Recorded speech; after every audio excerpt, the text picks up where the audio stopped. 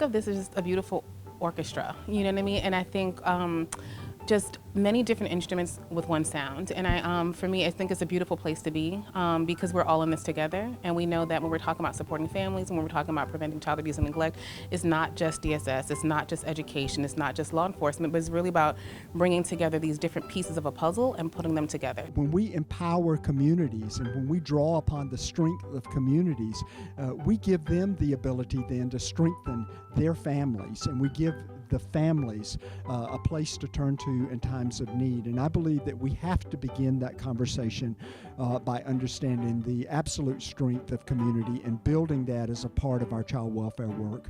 It takes parents, educators, community leaders, businesses, everyone to help. When we do family team counseling and conferencing, you want every influencer of that family around the table. You want the schools, you want the community-based organizations, you want their house of worship. And I have sat around many tables where a family was in need and we were able to provide an element of support that undergirded the family plan that was being developed by the government. So it takes everybody.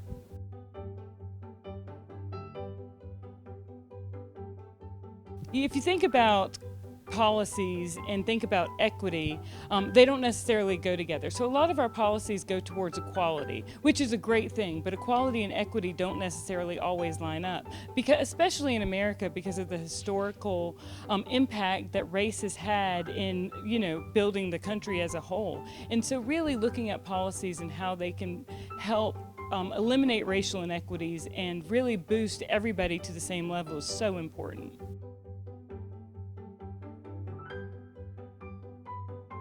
So we know that children grow up in families, but families are part of communities. And so the different dynamics that are going on in that community, the policies that are in place, their access to economic security, good jobs, adequate housing, all of those play a role in a family's success. And so we need to work successfully with quality home visiting programs and family programs, but there's only so much success can happen when we work family to family without looking at the broader community and state and even national level that is affecting our children.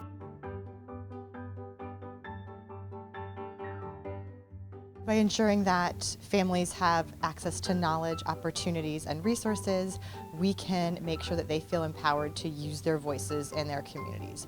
When we empower people who have the most at stake in their communities to take action and to use their voice and to support one another, we can ensure that we are fostering thriving communities.